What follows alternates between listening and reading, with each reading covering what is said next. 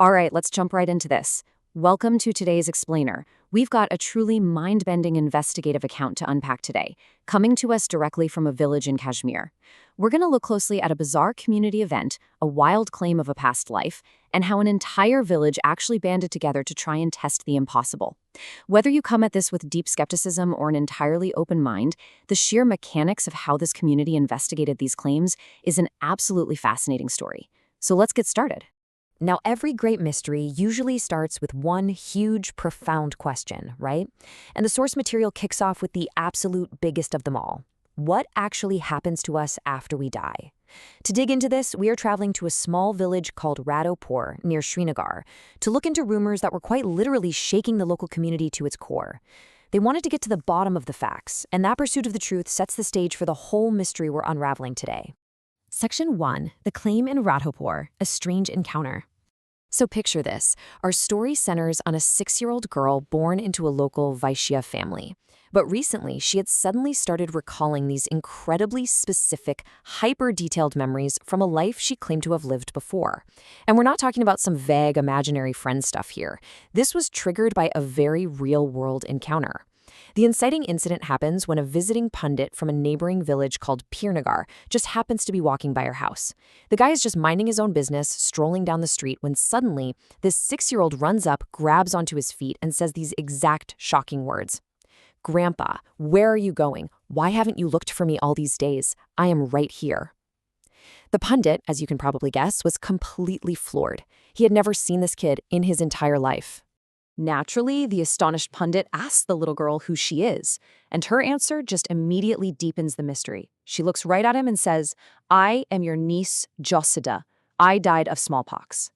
Now, what's really fascinating here is the sheer level of detail she drops right out of the gate. She didn't just throw out a name, she accurately recalled that this exact pundit, along with her brother Ramua, were the ones who personally cared for her during her agonizing final days battling smallpox.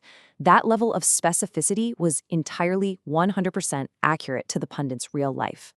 Section 2.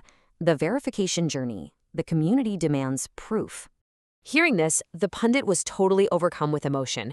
Realizing this little girl held the memories of his late niece, he actually broke down in tears and hugged her. But the locals? They weren't just going to take this at face value. According to the village headman, they had never seen anything like this before in their lives, and they demanded some serious proof. So, the very next day, the community mobilizes. A staggering crowd of about 300 villagers gathered together. Their goal was to escort the young girl to Piranagar, the village she claimed to be from, which was about 4 miles away. And to put that into perspective, this massive crowd wasn't just tagging along for a fun walk. They were acting as an independent jury of witnesses. They were marching 4 miles to put a 6-year-old's extraordinary claims to the ultimate test. This next part brilliantly illustrates just how strict this testing process was. When they finally reached the outskirts of Pirnagar, the crowd deliberately placed the 6-year-old girl at the very front of the pack. Nobody guided her, nobody pointed the way. They just let her lead. And flawlessly, she navigated those unfamiliar, winding foreign village streets without a single moment of hesitation. She walked straight up to and entered the correct house. Section 3. Evidence and Recognition. Inside the house in Pirnagar. Okay, so she passes the navigation test with flying colors. But what happens when she actually steps inside her supposed former home? Well, according to the investigators' documentation, the evidence immediately begins to pile up. Once inside, she starts showing off this intimate knowledge of the household and its people, knowledge a 6-year-old from 4 miles away literally shouldn't have. First, she instantly locks eyes with her older brother, Ramua, and recognizes him. Then, showing this deep emotional continuity, she sits in her aunt's lap and cries affectionately. But it wasn't just the people, right? She had spot-on spatial memory too. She pointed out specific architectural changes, correctly noting that a shed, or pall, had been torn down and replaced by a courtyard, a dalan, sometime after she died. And on top of all that, she accurately named her former neighborhood friends and asked to see them. Every single detail she presented was independently verified by the absolutely stunned family. This is probably the wildest part to me. When her old neighborhood friends were actually brought over to see her, she demonstrated this fascinating psychological phenomenon, a complete, total freeze in her timeline. Seeing her old friends who are obviously now 8 years older, she genuinely looked at them and asked, "How did you get so big? Where did these babies come from?" She fully expected them to look exactly as they did the very day she died. It's such a striking detail because it highlights how perfectly preserved, yet tragically paused, her memories of that past life actually were. Section 4. The Mystery of Time. The Mathematical Discrepancy. Now, as watertight as all this physical and emotional evidence seemed to be, the investigator's account takes a sharp analytical turn right here. Because when the community actually sat down to crunch the numbers, a massive glaring roadblock popped up. The math literally just doesn't work out. The original girl, Jasoda, died 8 years prior at the age of 11, but the girl standing right in front of them was only 6 years old. If you take her 6 years of life and add the standard 9-month gestation period for pregnancy, you only account for 6 years and 9 months. Subtract that from the 8 years since Jasoda's death, and you are left with a missing gap of 1.25 years. That is a year and a quarter of totally unaccounted time. The villagers debated this endlessly. Where was she during that gap? Nobody, not even the little girl herself, could solve this chronological mystery. Despite that missing time, and despite successfully proving her identity to pretty much everyone in Pirnagar, the story actually comes to a super grounded, very human conclusion. The people of Pirnagar asked if she wanted to stay and live with them. And you know what? The girl refused. Why? Because she was just too deeply attached to the love and care of her current mother. The emotional bonds of her present 6 years of life ultimately outweighed all those vivid memories of her past, and so she happily went right back to her current home in Radhapur. Section 5. Knowledge versus Memories. The Philosophical Takeaway.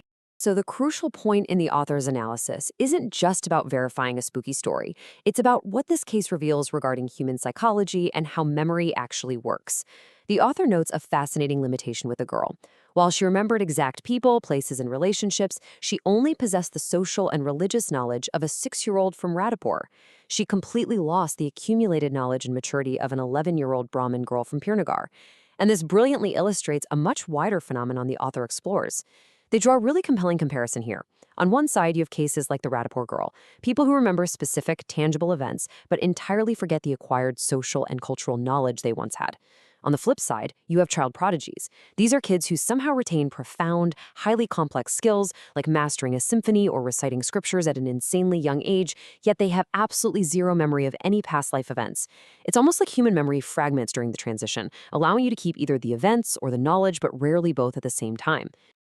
Interestingly enough, traditional philosophy actually offers a lens on this exact fragmentation. It suggests that within traditional thought, there is one major exception. It's believed that only dedicated yogis possess the immense capacity to perfectly retain both types of memory, the specific events and the accumulated knowledge across lifetimes.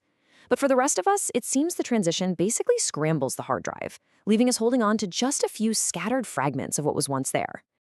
Leaving the debate firmly open, this brilliant piece of source material leaves us pondering a pretty massive implication.